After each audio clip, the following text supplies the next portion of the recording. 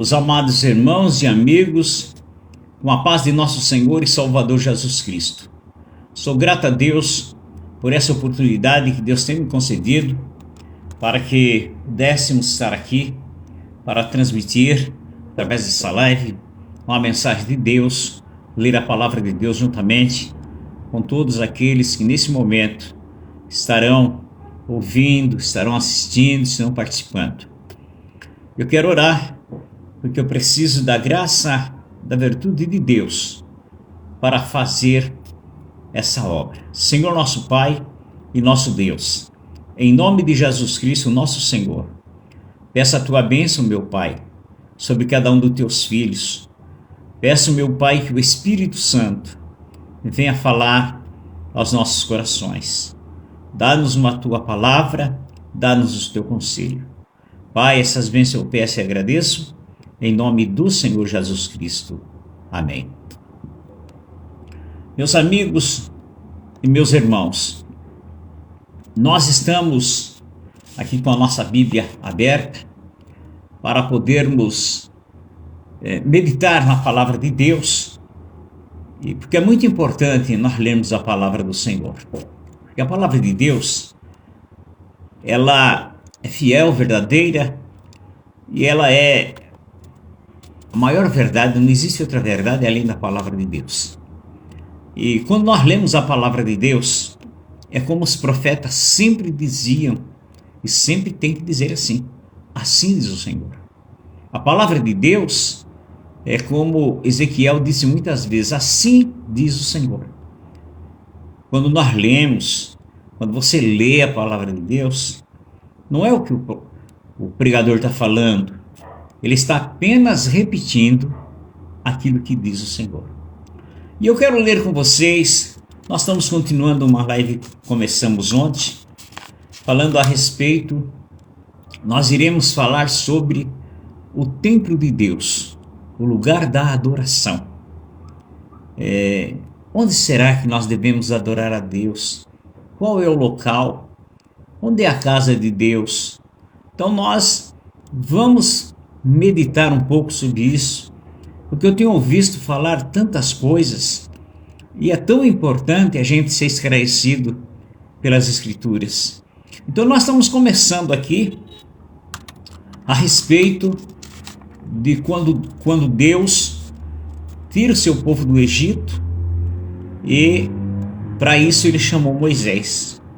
Então nós lemos aqui ontem, vamos repetir alguns versículos, no capítulo 3 do livro do Êxodo, quando Deus manda Moisés ir no Egito para tirar o povo de Israel que está escravizado.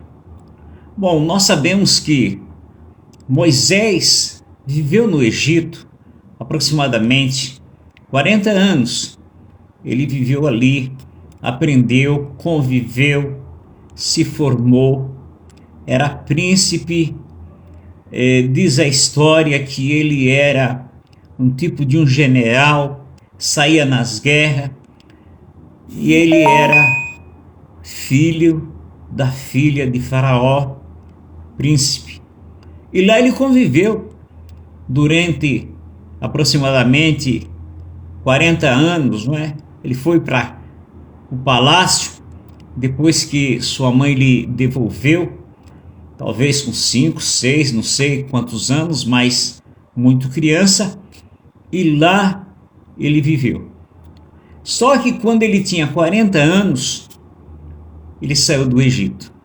Saiu do Egito porque ele, sendo criado no Egito, mas ele sabia, porque quando ele era criança, quem criou ele? A princesa deu para que a sua mãe cuidasse dele. E certamente ela não perdeu tempo e falou para Moisés a respeito do Deus verdadeiro, do Deus vivo, do nosso Deus. E ainda eu comentava aqui na live de ontem que a nossa obrigação é falar para os nossos filhos a respeito de Deus, a respeito do nosso Salvador, a respeito do nosso Criador. Porque, na verdade, A Bíblia diz, não é, que os filhos são herança de Deus. Eles estão conosco, na nossa casa, no nosso convívio. É uma bênção para nós. Mas nós devemos saber que a Bíblia diz que os filhos são a herança de Deus. E a nossa obrigação é criar no temor do Senhor nossos filhos e desde criança aplicar para eles o conhecimento de Deus. E assim fez a mãe de Moisés, muito embora ele indo depois morar no palácio, mas ele trouxe consigo esse conhecimento. E lá, no meio de tanto deuses pagãos e tanta idolatria, mas ele tinha dentro de si a mensagem de Deus verdadeiro. E ele sabia que ele era um hebreu, que ele não era um egípcio.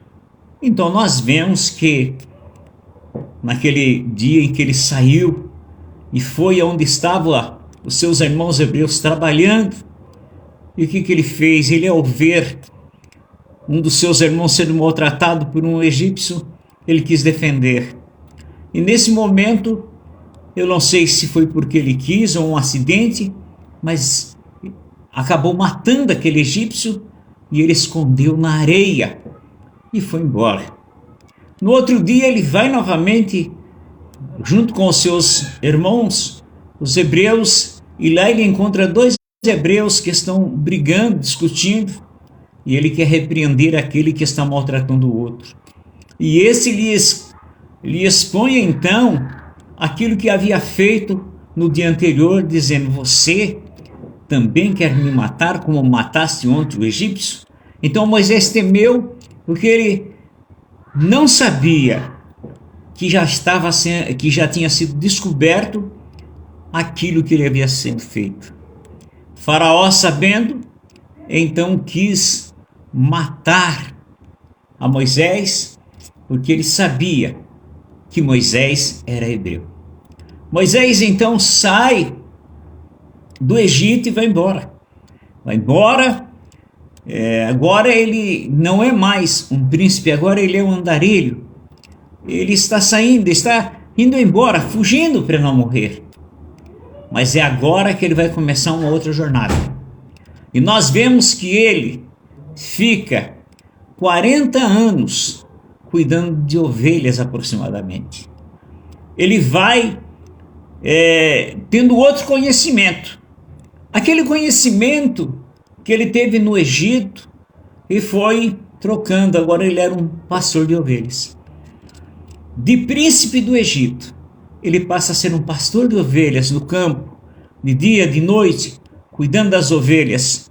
E durante 40 anos também, ele fica ali cuidando de ovelhas, até que chega o dia em que Deus fala, dando uma mensagem para ele. Quando ele tem aquela visão, quando ele leva as ovelhas no monte, lá no Monte Horebe, e ele vê aquela visão daquela sarça pegando fogo, e ele então ouve a voz de Deus, do anjo do Senhor, falando para ele. Então Deus fala: eu sou o Deus do teu pai, de Abraão, de Isaque e de Jacó. Eu sou o Deus dos teus pais. Aquele Deus que você aprendeu lá na casa da sua mãe, quando você era criança. Sua mãe lhe falou, te ensinou. Eu sou aquele Deus. Aleluia. O Deus de Abraão, Deus de Isaque e o Deus de Jacó. E eu sou o Deus do povo de Israel. E eu tenho visto a aflição, o sofrimento do meu povo, o seu clamor, a sua oração. Tenho visto o seu sofrimento e desci do céu para salvar o meu povo. E você vai ser a pessoa que irá lá no Egito para tirar o meu povo. Moisés se assusta, fica com medo. É claro, como ele conhecia o Egito, não é? A fortaleza que era o Egito, soldados, a autoridade daquele faraó. E ele então fala com Deus. Deus diz: olha, aquele que ia te matar, ele já morreu, e agora você vai lá. Então Moisés, ele quer recusar Mas Deus diz: não, você vai, eu vou com você. Você vai tirar meus filhos do Egito. E a Bíblia nos diz, e agora eu quero ler um pouquinho, quando Deus disse para Moisés: Moisés tem uma vara na mão, tem um cajado. E então Deus fala com Moisés e usa aquele cajado para fazer dois sinais. Um sinal, primeiramente, ele diz para que Moisés jogue aquele cajado no chão, e aquele cajado, aquele porrete, né, aquele cajado torna-se numa serpente e quer atacar Moisés. Moisés corre, Deus fala para ele pegar a serpente pela cauda e se transforma novamente. E novamente Deus manda ele colocar a mão no peito, e ele coloca. Quando ele tira, está todo leproso, a mão está apodrecida. A mão dele ficou apodrecida, leprosa. E ele fala: meu Deus, o que está acontecendo? Deus manda ele colocar no peito novamente, e ele tira, a mão está sadia. Então Deus diz: você vai lá e vai fazer esses sinais. Se Faraó não atendeu o primeiro, vai atender o segundo. Com uma mão forte e poderosa vou tirar o meu povo do Egito. E Deus, na hora que ele vai, Deus diz: olha, leva essa vara. Essa é a vara que você vai fazer os sinais. Naquela época, Deus deu para Moisés aquela vara. E nós vemos que aquele cajado andou com Moisés o tempo todo. Era através daquele cajado que Deus tinha com ele um ponto de fé, qualquer coisa assim. E através daquele cajado ele tocou na água, o mar se abriu. Ele tocou nas águas, transformaram-se em sangue. Porém, hoje Deus não deu cajado para ninguém, né? Se você encontrar alguém com um cajado aí e diz que é cajado de Deus, não, esquece isso, não tem hoje mais cajado não. Nós vamos falar sobre isso. Hoje tem outra coisa. Hoje, se você perguntar para mim o que a igreja tem, Deus deu alguma coisa para a igreja? Se você perguntar: você é um pastor? Eu falo: eu sou, pela graça de Deus, sou um pastor. E você tem alguma coisa, algum ponto de contato? Não tem um cajado? Não, eu não tenho um cajado, não é? Tenho simbolicamente um cajado, simbólico, não é? Como pastor, mas não tenho um cajado, não é? Aí se você me perguntar: mas hoje, o que Deus deu para você? Para Moisés, Deus deu aquele cajado. E para você? E para a igreja de Jesus? O que é que nós temos hoje para que possa ter sinais, maravilha e ser feito algum sinal? Hoje, Jesus deu o seu nome. Ele disse: no meu nome. Ele disse: olha, quando ele foi para o céu, ele falando com seus apóstolos, esses sinais vão seguir os que crerem. Esses sinais vão seguir os que crerem. Ele disse: no meu nome vocês vão expulsar os demônios, porão as mãos sobre os enfermos, eles serão curados, falarão novas línguas, pegarão em serpentes, se beberem alguma coisa mortífera, não fará mal nenhum, e expulsarão os demônios. Hoje em dia a gente vê pessoas dando tanta coisa, né? Mas na verdade o que tem para a igreja é o nome de Jesus. Aleluia. É esse nome poderoso, que quando nós clamamos pelo nome de Jesus, o céu se abre, os demônios não suportam, Deus abençoa. Então, mas voltando a falar aqui, então Moisés foi, e no capítulo 3, só quero recapitular alguns versículos aqui, e no capítulo 3, do versículo 1 em diante, nós lemos que Deus fala para Moisés, e Moisés foi. Mas eu quero ler com vocês, se vocês puderem pegar uma Bíblia aí, no capítulo 4 do Êxodo, e no versículo 21.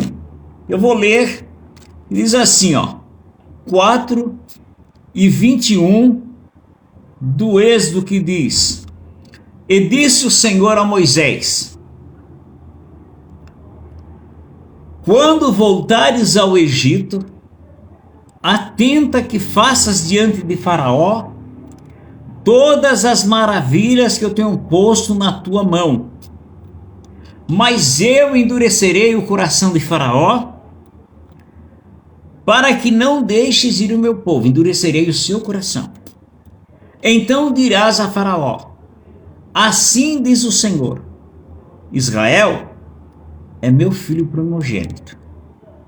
E eu tenho dito: deixa ir o meu filho para que me sirva. Mas tu recusaste deixar ir. Eis que eu matarei o teu filho, o teu primogênito. Irmãos, Deus mandou falar para Faraó: eu estou mandando você deixar o meu filho ir, o meu primogênito, que é o povo todo de Israel, para Deus. Mas você não deixa. Então você não quer libertar, você não deixa ir. Vou matar o teu filho primogênito.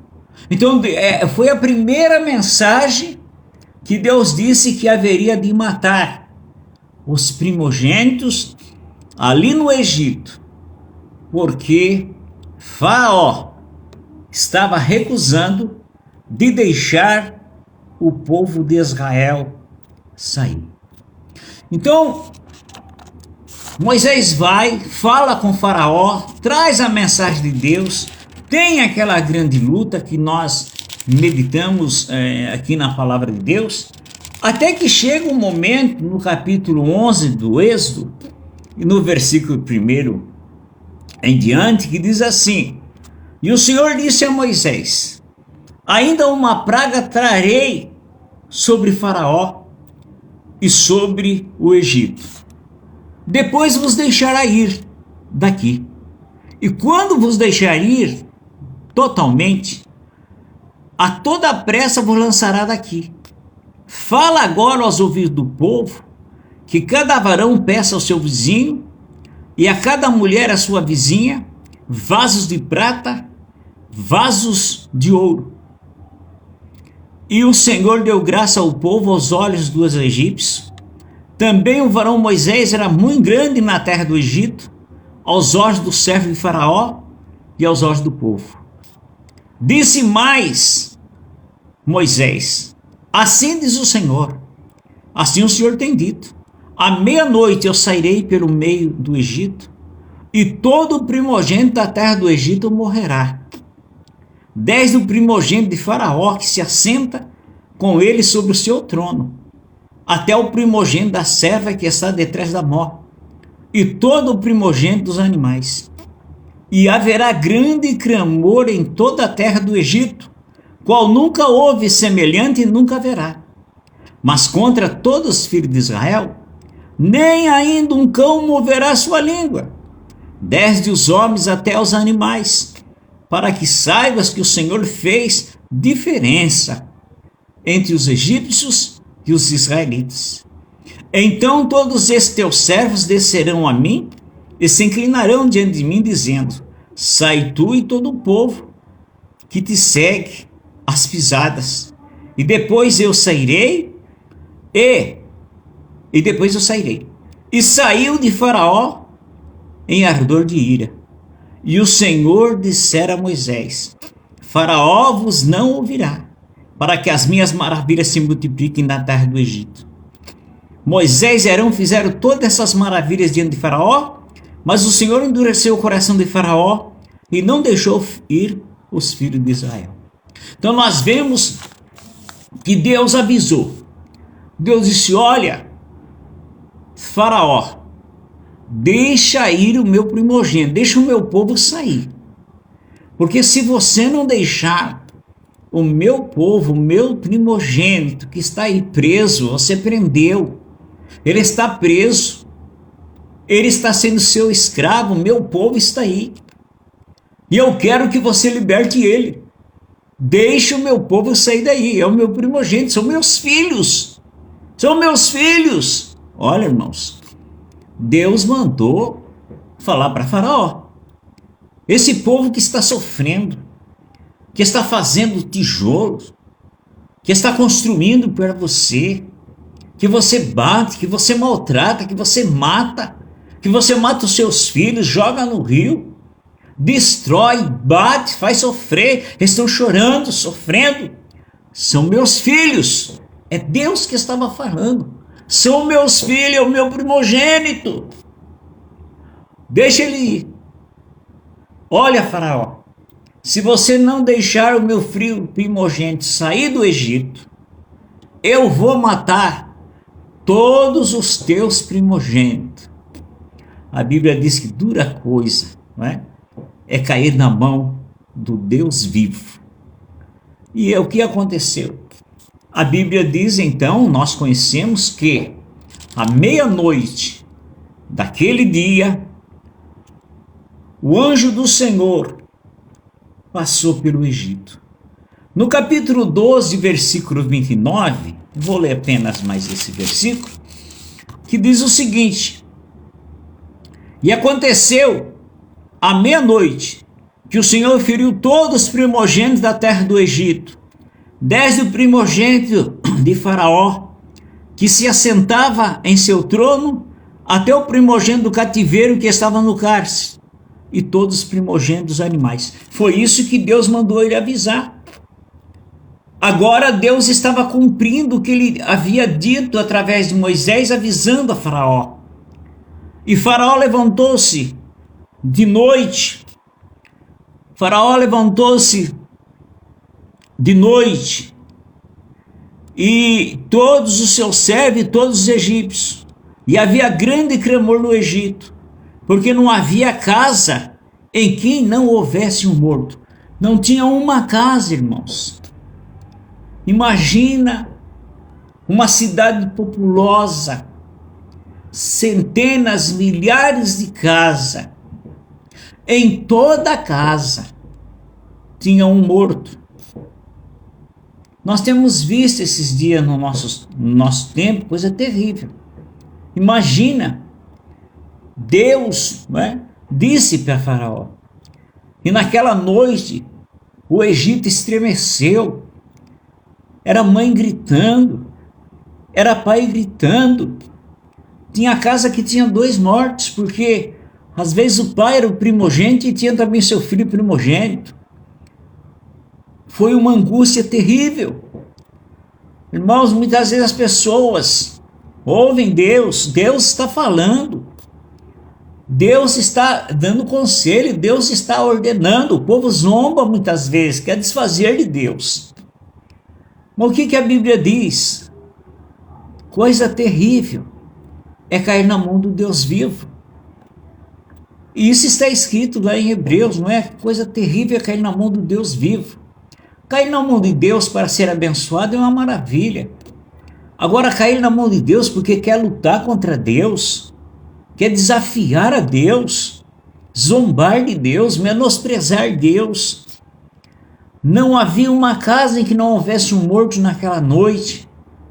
Era madrugada já, era meia-noite, a escuridão, a angústia e a tristeza. E no meio do povo de Israel, não é? Porque lá no Egito, tanto morreu as pessoas como os animais, os primogênitos. Mas onde estava o povo de Israel, na terra de Gozém, a Bíblia diz que nada aconteceu, nem sequer um cachorro gemeu por ter uma dor, nem rosnou. Deus fez a diferença entre o seu povo e o povo de Faraó.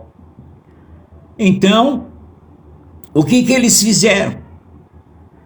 Imediatamente ele chamou Moisés e Arão de noite e disse: levantai-vos, sai do meio do meu povo, tanto vós como os filhos de Israel, e de servir ao Senhor como os tendes dito. Levai também convosco vossas ovelhas e vossas vacas, como tendes dito, e de abençoai-me também a mim. E os egípcios apertavam o povo, apressando-os. para lançá-los da terra, porque dizia: todos nós seremos mortos. Eles ficaram com medo, eles ficaram terrivelmente amedrontados, e disse: manda logo esse povo embora daqui, nós vamos morrer todo mundo, nós vamos morrer, nossos filhos estão morrendo. E eles apressavam, e o povo tomou sua massa antes que levedasse, e as suas amassadeiras atadas em suas vestes sobre os seus ombros. Fizeram, pois, os filhos de Israel conforme a palavra de Moisés, e pediram aos egípcios vaso de prata, vaso de ouro e veste. E o Senhor deu graça ao povo aos olhos dos egípcios, e estes emprestavam-lhes, e eles despojaram os egípcios. Então eles saíram com uma mão forte, como Deus havia falado. Com Deus, sabe, não se pode, irmãos, não se pode jamais uma pessoa achar que pode brincar, menosprezar, zombar de Deus. O apóstolo Paulo, ele escreveu sobre a unção divina, e isso ele escreveu para a igreja. De Deus não se zomba, de Deus não se zomba, do Senhor Jesus Cristo não se zomba. Nós temos visto, vimos e temos visto nossos dias, o povo pensa que pode zombar de Deus, que pode zombar do Senhor Jesus Cristo. Oh, irmãos, que somos nós, míseros, pequenos, sabe, irmãos? Como um fio é a vida do ser humano. Como tem coragem de levantar os olhos para o céu, zombar de Deus, zombar de Jesus Cristo. Sabe? A angústia. Eu fico pensando, uma das profecias que Jesus falou, em que eu creio que é agora uma das últimas que se está cumprindo. Ele disse que princípios das dores, quando está aproximando a sua vinda, ele disse: olha, vai haver terremotos, guerra, tudo. Mas ele disse: olha, vai haver angústia entre as nações.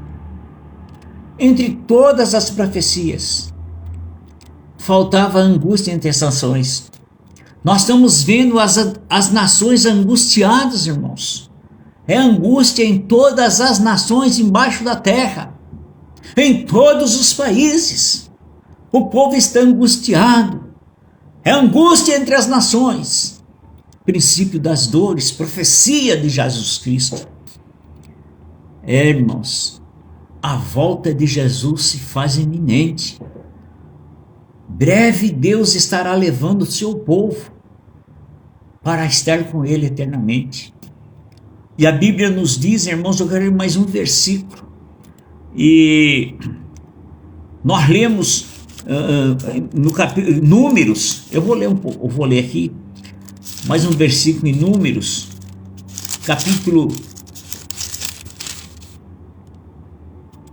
deixa eu só confirmar aqui esse versículo, quando nós lemos aqui que a Bíblia nos diz que enquanto o povo estava saindo, enquanto o povo saía do Egito, enquanto o Egito estava enterrando os seus mortos, ele estava enterrando, chorando, angustiado, triste. A Bíblia diz que nesse momento Israel saía do Egito. Enquanto os egípcios enterravam os seus mortos, Israel deixava o Egito cantando o hino da vitória, louvando e glorificando o nome do Senhor Jesus Cristo. Então, irmãos, é sempre assim. Deus é quem nos abençoa, é quem nos dá a sua vitória. Então, eles saíram do Egito. E agora, nessa saída, começava uma nova vida para o povo de Israel. É bem verdade que eles encontraram certas dificuldades ainda, porque lá no caminho, primeira prova que eles tiveram, o que aconteceu? Eles enfrentaram, Deus levou eles para que eles fossem de encontro ao Mar Vermelho, porque Deus queria que ainda dar mais um castigo, uma repreensão para os egípcios. Então, a Bíblia diz que Deus falou para que Moisés voltasse. Eles estavam indo, Deus de volta, eles fizeram uma volta. E Faraó, com seu exército, olha, o povo está perdido no deserto, não sabe para onde vai, estão voltando. Vamos novamente trazer eles todos presos de volta. E foram. E Faraó veio atrás e eles então foram levados de encontro ao mar. Tinha montanha de um lado, o mar do outro, na frente, e Faraó vinha atrás. E eles, desesperados, começaram a gritar. E Deus disse então para Moisés: manda, porque você clama a mim, manda que o povo se cale-se, toca nas águas com seu cajado, e o mar vai se abrir. E ali eles atravessaram. O povo do Egito foi atravessar, morrer afogado. Do outro lado, eles começaram então uma nova vida. E agora eles estão andando, indo de encontro à terra prometida que Deus lhe havia prometido que havia dado para eles. Então daqui para frente nós vamos vendo e lendo nas escrituras Deus organizando o seu povo. Então eles têm que aprender a adorar a Deus. Eles têm que aprender a servir a Deus. Eles não sabiam, não é? Lá no Egito, tanto é que nós vemos quanta dificuldade eles tiveram. Era um povo idólatra, que estava acostumado com a idolatria. Era um povo supersticioso. Irmãos, é muito difícil. Só Jesus Cristo pode livrar o ser humano da superstição. Quantas pessoas são supersticiosas ainda, mesmo com a Bíblia na mão, crendo até em Jesus Cristo como Salvador, sendo e professando ser salvo, e eu creio que são. Não estou falando de salvação. Todos aqueles que creem em Jesus como Salvador, a Bíblia diz que está salvo. Mas quanta superstição! É um crê numa coisa, outro crê na outra, outro crê numa coisa, outro crê no outro. Eles não conseguem crer em Deus de acordo com a sua revelação. Crer em Deus, em espírito e em verdade. Eles precisam de alguma coisa. Alguns dizem, é um ponto de fé, é um ponto não sei o que lá. E muitas vezes, irmãos, quando uma pessoa tem certa religião, eles são ensinados a ter dogmas, a ter certa proteção, eles são ensinados. Quantas pessoas tem na sua casa, na entrada da sua casa? Em certos lugares, um tem planta, outro tem certos objetos para proteger sua casa, para proteger seu carro, para proteger sua vida, para proteger seus negócios. Aí as pessoas também aceitam a Jesus Cristo, mas eles também têm suas proteções. Um leva um mato, outro leva um papel, outro leva um lenço, outro leva uma coisa. Tudo proteção. É a mesma coisa. É para se proteger. Às vezes a pessoa diz, por que essa planta aí? É porque essa planta, se o mal quiser passar nessa planta, não passa, porque essa planta não deixa passar. Ou diz, e esse chaveiro? Esse chaveiro é a proteção. E isso aqui nessa gaveta? É a proteção da minha casa. E muitas vezes o crente também arranca um lenço e diz, isso aqui é a proteção da minha vida, essa é a minha proteção. E enfia no bolso também a proteção. Então, irmãos, é uma superstição. Mas na verdade, A nossa proteção e a nossa segurança é o Senhor Jesus Cristo, é o nome de Jesus. É o nome poderoso de Jesus Cristo. Então o que acontece? Israel está marchando agora, ele vai ter que enfrentar uma nova vida e Moisés vai ter um trabalho muito grande, porque vai ter que ensinar esse povo o caminho e a vontade de Deus. Muito bem. Em Números capítulo 3, nós vamos começar então a ler um pouquinho sobre esse assunto, porque eu quero chegar, irmãos, o meu propósito é chegar para nós vermos nas Escrituras hoje onde é o lugar que você deve adorar a Deus. Qual é o lugar? Aonde? Aquela mulher samaritana disse para Jesus: olha, vocês dizem que tem que adorar a Deus lá no monte, adorar em Jerusalém. Nós adoramos Jesus no monte. Aí Jesus disse: olha, nem no monte, nem em Jerusalém, nem... Porque hoje, Jesus disse, adora-se o Pai em espírito e em verdade. Não é? Nós vamos ver hoje onde que é o lugar da adoração. Onde é o templo que você tem que ir para adorar a Deus? Se você tem que ir lá em Jerusalém, se você tem que ir lá no monte. Então nós vamos ver nas Escrituras. Isso é muito importante, irmãos. Porque muitas vezes, não é, a pessoa não... Jesus, não é, ele está aí com você, na tua casa, na tua vida, andando com você no teu caminho. Isso é importante. Então, vamos ler no capítulo 3 de Números, e o versículo 17. Nós vemos aqui, quando Deus vai separar para ele um povo para servir a ele. Ele vai separar os levitas. Então, no capítulo 3, versículo 11, diz assim: e falou o Senhor a Moisés, dizendo: e eu eis que tenho tomado os levitas do meio dos filhos de Israel, em lugar de todos os primogênitos que abrem a madre entre os filhos de Israel, e os levitas serão meus. Então os primogênitos, desde aquela saída do Egito ou até antes, os primogênitos eram de Deus.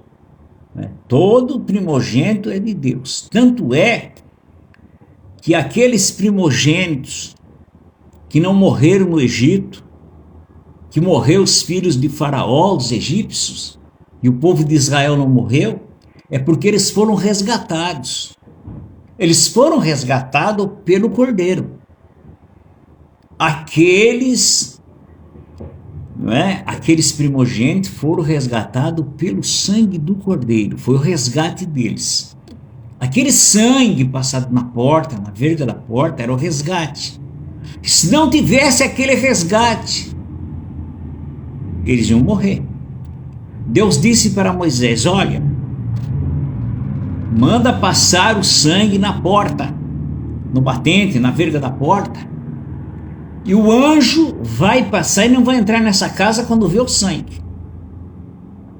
O sinal que vai proteger a casa é o sangue. Mas se ele falar que é israelita, não interessa se é israelita, se é o egípcio, não interessa. Até os egípcios, se eles conhecessem isso e tivesse posto sangue na verga da porta, o anjo não entrava.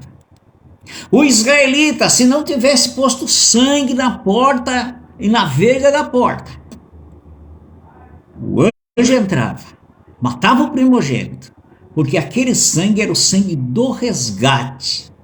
E esses, todos os primogênitos do Egito, foram resgatados para Deus.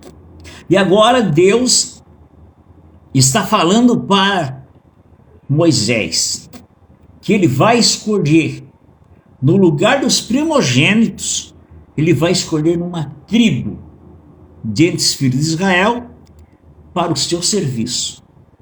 E ele diz, capítulo 3, versículo 11, e falou o Senhor a Moisés dizendo: E eu, eis que tenho tomado os levitas do meio dos meus filhos de Israel, em lugar de todo o primogênito que abre a madre entre os filhos de Israel, e os levitas serão meus. Porque todo o primogênito meu é, desde o dia em que feri a todos os primogênitos na terra do Egito. Santifiquei para mim todos os primogênitos em Israel, desde o homem até o animal. Meus serão, eu sou o Senhor. E falou o Senhor a Moisés dizendo, falou o Senhor a Moisés no deserto do Sinai. Com os filhos, nós vemos aqui, quantos filhos de Levi, segundo a casa de seus pais, e pelas suas gerações contará, todo varão da idade de 1 mês para cima. Moisés os contou conforme o mandado do Senhor, como lhe for ordenado. E esses, pois, foram os filhos de Levi pelos seus nomes, não é? Gerson, Coate e Merari. E nós vemos, não é? Eram os três. E no versículo 39, não vou ler tudo, já vou pular para 39, diz assim: e todos que foram contados dos levitas, que contou Moisés e Arão por mandado do Senhor, segundo as suas gerações, todo varão de 1 mês para cima foram 22 mil. Daqueles três, né, que é Gerson, Coate e Merari, que eram os filhos dos levitas. Então deles, que eram os filhos deles, aquela geração, foram contados 22 mil. Então Moisés, foi contado 22 mil dos filhos do levita.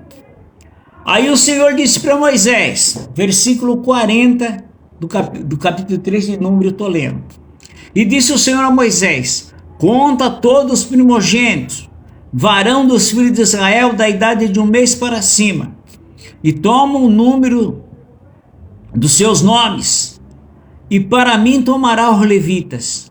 Eu sou o Senhor, em lugar de todo o primogênito dos filhos de Israel, e os animais dos levitas em lugar dos primogênitos entre os animais dos filhos de Israel. E contou Moisés como o Senhor lhe ordenara, todo o primogênito dos filhos de Israel, e todo o primogênito dos varões pelo número dos nomes e da idade de 1 mês para cima, segundo os que foram contados deles, foram 22.273. Então, tinha 273 a mais. Por isso que aquela tribo de Levi ficou sendo a tribo que era para servir a Deus. Eles não tinham propriedade. Quando a terra foi dividida, eles não tinham propriedade. E era eles que iriam cuidar da obra de Deus. Era ele que cuidava do trabalho de armar o acampamento, de fazer os trabalhos do Senhor. Então nós vemos que todos aqueles primogênitos tinha 2.275. Nós vemos aqui ainda que o Senhor falou a Moisés dizendo: toma os levitas em lugar de todos os primogênitos entre os filhos de Israel, e os animais dos levitas em lugar dos seus animais, porquanto os levitas serão meus, eu sou o Senhor. Quanto aos 273 que se houverem de resgatar, que sobejaram aos levitas dos primogênitos dos filhos de Israel, tomará para cada cabeça 5 ciclos, conforme o ciclo do santuário, e tomará 20 geras de ciclo. E Arão, seus filhos, dará o dinheiro do resgatado dos que sobejaram entre eles. Então Deus resgatou os levitas. Agora os levitas estavam a serviço do Senhor. Então quando eles começavam a fazer o acampamento, fazer o santuário, levantar o lugar da adoração, era eles que iam fazer esse trabalho. Era eles que tinham que carregar No capítulo 4 e 29, diz o seguinte: quando os filhos, de Merari, segundo as suas gerações e segundo a casa dos seus pais, os contaram, da idade de 30 anos para cima até 50 contarás. Todo aquele que entrar nesse serviço para exercer o ministério da tenda da congregação. Então os filhos de Merari, tinha a obrigação de cuidar da tenda. Era ele que cuidava. Quando desarmava a tenda, eles é que cuidavam daquela tenda. E então eu estou falando isso por quê? Porque naqueles dias Deus não tinha local de adoração certo. Porque eles não tinham lugar, eles estavam viajando. Então quando Deus parava, que mandava o povo parar, eles paravam, armavam a tenda, o lugar da congregação, e ali era o lugar do culto, era o lugar onde Deus seria adorado. E assim eles viveram por muito tempo, de geração em geração. E nós vemos, irmãos, que aquela arca que Deus construiu ficava dentro, nós vemos que ficava dentro daquele tabernáculo. E quando aquele tabernáculo era desmontado, que Israel tinha que viajar, porque eles estavam vindo para a terra prometida, eles desarmavam tudo, montavam novamente. Essa tribo de Levi tinha 3 equipes.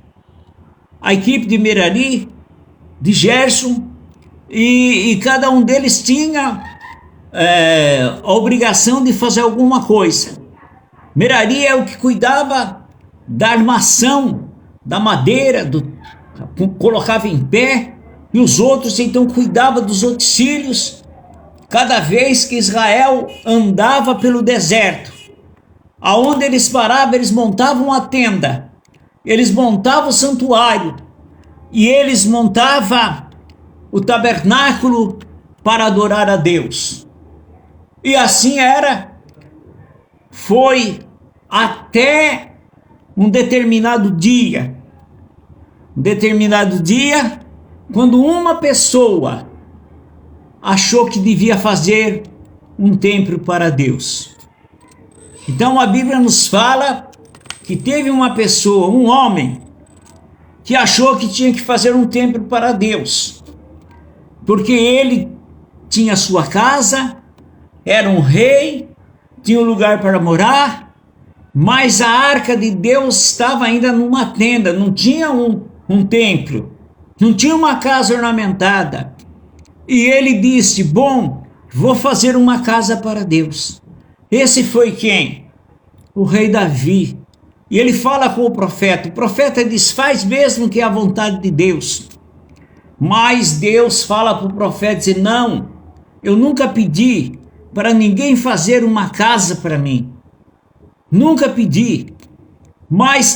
E Davi não vai poder fazer, porque ele é homem de guerra. Mas então o seu filho vai construir. E aí constrói o templo. E nós vamos começar a falar sobre isso. O lugar em que foi feito o templo para adoração. Então, eu falei até aqui para nós chegarmos, mas nós vamos agora nos deter sobre o lugar que Deus escolhe para nós adorarmos a Deus. O lugar da adoração. O lugar preparado para Deus. Nos nossos dias. Então, isso é muito importante, meus amados irmãos, muito importante mesmo. Por quê? Porque, irmãos, o nosso Deus, Ele que é Espírito e é verdade. Eu só quero adiantar para você, o templo de Deus é você. Você é o templo de Deus. Você é o lugar em que Deus habita. Você é o lugar onde Deus está. Você é o templo de Deus. E nós vamos, nesse momento, nós vamos orar a Deus. Pedir a bênção de Deus. E Deus está aí com você. E não só com você, Ele habita em você. Você é um filho de Deus. Você é templo do Espírito Santo. Deus está aí com você para te abençoar. Deus está aí com você para te dar a vitória. Deus está com você para você ser um homem ou uma mulher vencedora. Creia que Deus está aí na tua própria vida e usa o poder do nome de Jesus Cristo para repreender as doenças, para repreender os demônios, para repreender toda obra diabólica, maligna.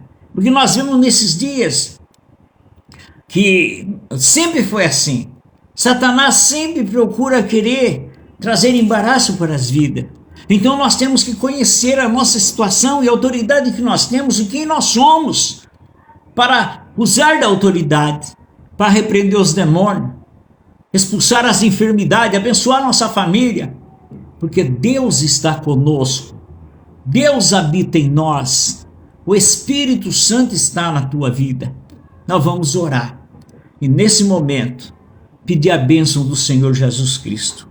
Senhor nosso Pai, nosso Deus, Deus de Abraão, Deus de Isaque, Deus de Jacó, Senhor Jesus Cristo, eu oro nesse momento, sabendo que o Senhor está na nossa vida, sabendo que o Senhor está na vida dos teus filhos e das tuas filhas. Pai, se tem um dos teus filhos orando comigo que está doente, está sentindo enfermidade, Jesus Cristo arranca a doença que está no corpo do teu filho, no corpo da tua filha, pelo poder do teu nome. Repreende, Jesus, toda obra maligna. Destrói, Jesus, todo o poderio das trevas, toda a peste, toda a mortandade do diabo. E dá vida, Senhor. Dá libertação e vitória para os teus filhos, para cada um de nós, meu Pai, pelo nome de Jesus. Jesus, o Senhor disse que no teu nome, é o teu nome a nossa vitória, para a glória do Pai, do Filho e do Espírito Santo, em nome do Senhor Jesus Cristo. Amém. Meus amados irmãos, sou grato a Deus por essa oportunidade e amanhã, se Deus permitir, às 18 horas nós vamos estar falando mais um pouco. Agora nós estamos chegando no assunto em que nós queremos ver nas Escrituras, muito importante, para nós podermos descobrir, né, o que nós estamos pensando do Senhor Jesus Cristo, de acordo com as Escrituras, que nós possamos nos orientar para termos a vitória consciente daquilo que nós estamos fazendo. Então, eu me despeço dizendo que o amor de nosso Deus e Pai, a graça de nosso Senhor e Salvador Jesus Cristo, a comunhão e a consolação do Espírito Santo esteja em cada coração. A paz do Senhor e até amanhã, se Deus nos permitir.